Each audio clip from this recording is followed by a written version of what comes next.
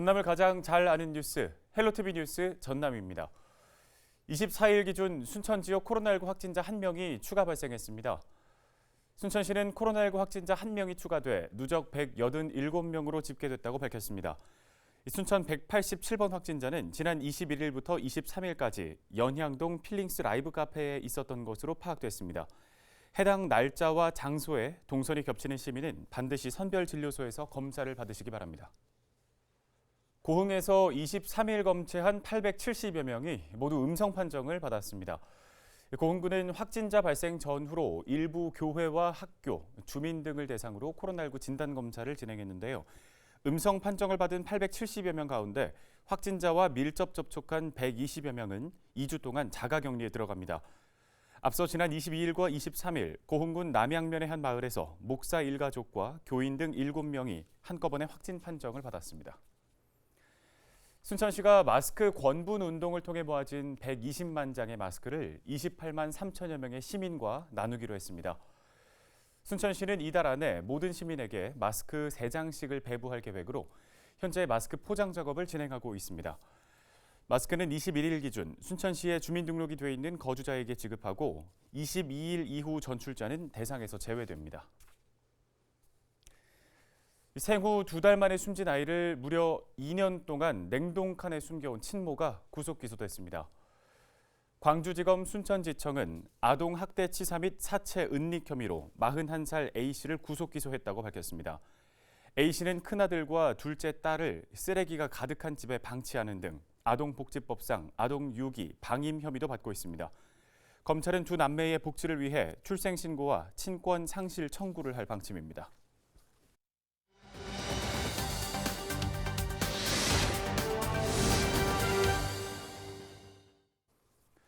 다음 소식입니다. 주택에서 발생하는 화재는 사망의 위험성이 굉장히 높습니다. 특히 화재 발생 위험이 높은 겨울철에는 더욱 철저하게 화재를 예방하는 게 중요한데요. 주택용 소방시설이 그 역할을 톡톡히 해낼 수 있다고 합니다. 관련해서 자세한 얘기 들어보죠. 목포 소방서 예방안전과 최철승 소방교와 전화 연결돼 있습니다. 안녕하십니까? 네, 안녕하세요. 목포소방서 예방안전과 홍보 담당 최철승입니다. 네. 이 주택용 소방시설을 설치하는 게 의무화됐다고 알고 있는데요. 주택용 소방시설이라고 하면은 조금 생소하신 분들이 있을 것 같습니다. 소개 좀 해주시죠. 네, 주택용 소방시설은 소화기와 단독경보형 감지기를 포괄하여 지칭하는 말입니다. 단독경보형 감지기를 잘 모르시는 분들이 많을 텐데요. 지름 10cm가량의 원형 플라스틱으로 만들어져 내부에 외부 전원 없이 연기를 감지하면 소리가 나는 간단한 시스템이 내장되어 있습니다. 화기를 취급하는 장소에 천장부에 설치하여 빠르게 화재를 알아차릴 수 있게 하는 장치입니다. 2017년 2월부터 모든 주택은 주택용 소방시설 설치가 의무화되었습니다. 네, 말씀하신 대로 간단한 장치지만 또 화재를 초기에 발견하고 대응을 할 수 있기 때문에 굉장히 중요할 듯한데요. 지난 2017년 2월부터 이제 모든 주택에 주택용 소방시설을 설치하는 게 의무화됐다고 하죠. 그만큼 꼭 필요할 것 같은데 어떻게 하면 되는 건가요? 네, 소화기는 세대별 혹은 층별 1개 이상 설치돼야 되며 경보기는 구획된 실마다 설치하여 연기를 빠르게 감지할 수 있어야 합니다. 주택용 소방시설은 시내 소방 관련 물품 판매점에서 한 세트에 3만 원 가량으로 구매할 수 있습니다. 목포 소방서에서는 여러 구매처를 기입한 전단지로 시민들에게 홍보하고 있습니다. 네. 소방 관련 물품을 판매하는 곳에서 살 수 있다고 하니까 도민 여러분들께서도 참고를 해두시면 좋겠습니다. 그러면 이 주택용 소방시설 설치 의무를 위반했을 경우에는 어떤 조치가 취해지게 되나요? 네, 아직까지는 주택용 소방시설 설치 의무를 위반하는 데 있어서 어떠한 행정처분이 내려지는 법 규정이 없습니다. 이 부분에 대해서는 계속해서 검토가 이루어지고 있는데요. 이에 따라 소방당국에서도 강력하게 설치 요구를 할 수 없는 실정에 있습니다. 시민들께서는 자발적으로 자신과 가족의 안전을 위해 설치에 관심을 가져주시면 감사하겠습니다. 네, 잘 알겠습니다. 겨울철에는 불이 나기도 쉽고 또 번지기도 쉽습니다. 꼭 설치해 주시기 바랍니다. 목포 소방서 예방안전과 최철승 소방교와 전화 연결해 봤습니다.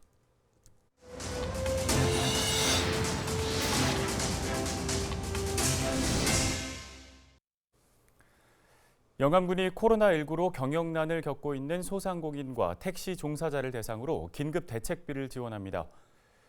영암군은 소상공인 3,322곳과 101대의 택시 종사자를 대상으로 33억 원을 투입할 계획입니다. 소상공인의 경우 일반 업종은 100만 원을 지원하고요. 특별 피해 업종 가운데 집합금지 업종은 200만 원, 영업 제한 업종은 150만 원을 지원하기로 했습니다.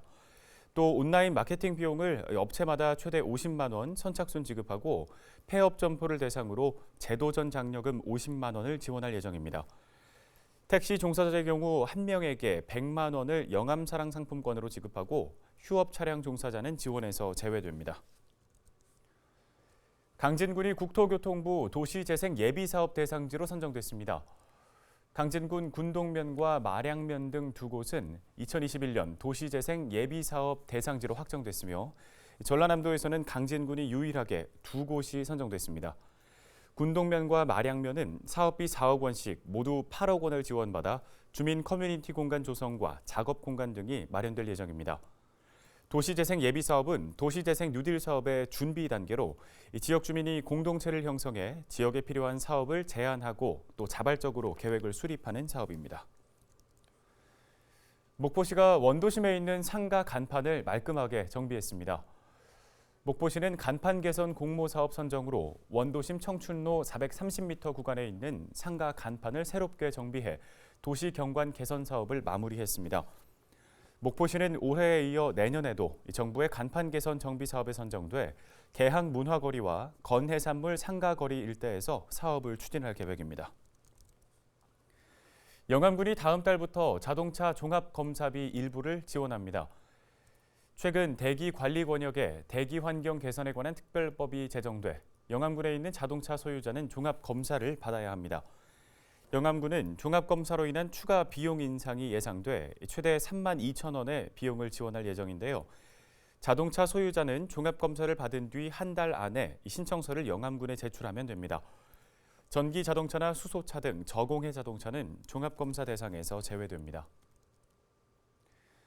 무안군이 내년부터 농어촌 버스 요금제를 거리비례 요금제에서 단일 요금제로 변경하기로 했습니다.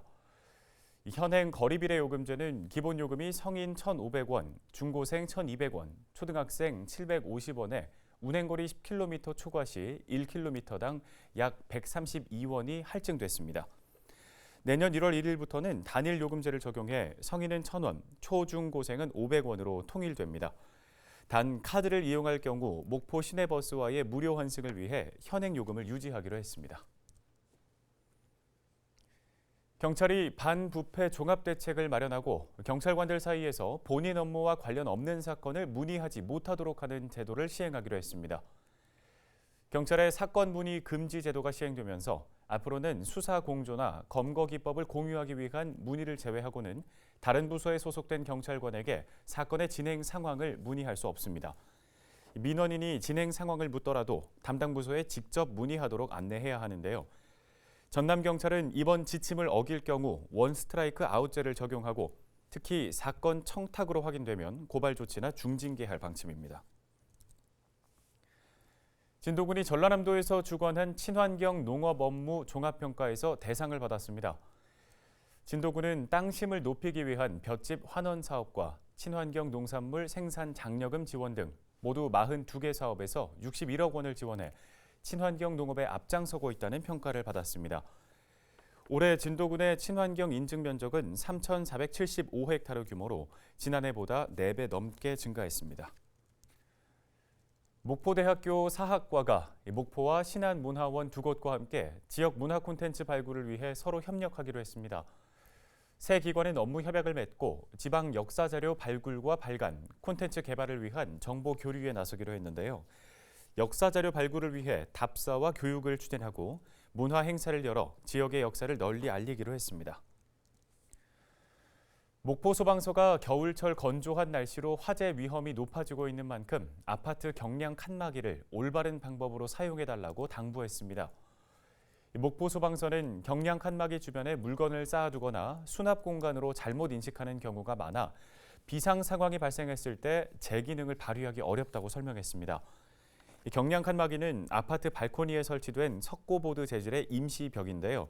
재난이 발생하면 충격을 가해 파괴한 뒤 탈출할 수 있도록 마련된 피난시설입니다.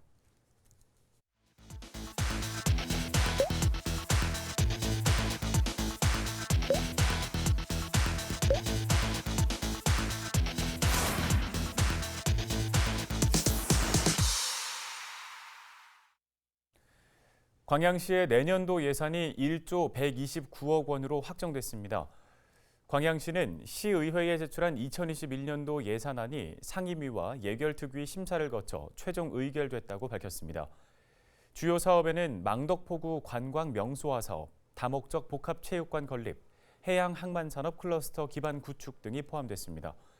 또 올해 코로나19로 취소된 K-팝 페스티벌은 시기와 장소를 달리해 이순신 대교 인근에서 개최할 예정이라고 덧붙였습니다.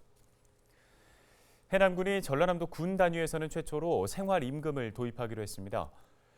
해남군은 2021년도 생활임금 결정을 위한 위원회를 열고 내년도 생활임금을 최저임금 8,720원보다 950원이 더 많은 9,670원으로 결정했습니다.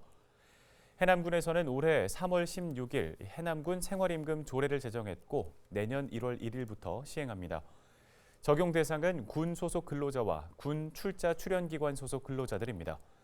국도비 또는 군비 지원 사업에 일시적으로 채용된 근로자와 생활임금 이상의 임금을 받는 근로자는 적용 대상에서 제외됩니다. 신안군이 오는 2022년에 추진할 신규 국고 사업을 발굴하고 구체적인 확보 방안을 논의했습니다. 신안군은 국고 현안 주요 사업 발굴 보고회를 갖고 1조 9,409억 원 규모의 신규 국고 사업을 비롯한 현안 사업 67건을 확정했습니다. 추가로 논의된 사업은 올해 말까지 전라남도에 제출하기로 했는데요. 신규 국고 사업을 보면 비금과 축포, 신석과 단고 구간의 배수관문 유지 관리와 하수도 정비 사업 등 SOC 분야, 수선화와 함께 걷는 해양 산책로 조성 등 관광 분야 사업들이 포함됐습니다. 끝으로 우리 지역 날씨 알아보겠습니다. 성탄절인 금요일 오전에는 영하 1도, 낮에는 6도 예상됩니다. 오전에 잔뜩 흐리겠는데요. 전남 서해안과 일부 전남 북부 내륙에는 눈이 내리는 곳이 있겠습니다. 예상 적설량은 1에서 3cm, 예상 강수량은 5mm 미만으로 예보됐습니다. 미세먼지 농도는 보통 수준 보이겠습니다. 주간 날씨 보시죠. 토요일까지 춥다가 일요일부터는 기온이 회복될 것으로 보입니다. 일요일에는 비 소식이, 다음 주 화요일과 수요일에는 눈 소식이 있습니다. 기상 변화를 잘 확인해 주시는 게 좋겠습니다. 바다 날씨 보시죠. 서해 바다에는 비 소식이 있습니다. 파고는 서해 남부에서 최고 2.5m, 남해 서부에서는 1m까지 일겠습니다. 생활지수입니다. 비나 눈이 내린 지역에서는 지표면의 온도가 낮기 때문에 내린 눈이나 비가 얼어붙어 도로가 미끄러운 곳이 많을 것으로 보입니다. 교통안전에도 각별히 유의해 주시기 바랍니다. 날씨 정보였습니다.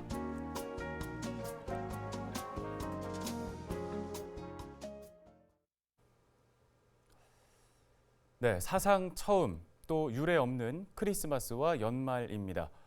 친구도 일가 친척도 만나기가 어려워졌는데요.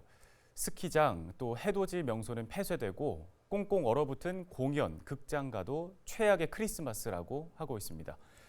나중에 우리가 일상을 되찾을 때쯤 2020년 겨울을 되돌아봤을 때 그때 우리가 잠시 멈췄던 게 최선의 선택이었다고 또 최고의 크리스마스였다고 생각할 수도 있지 않을까요?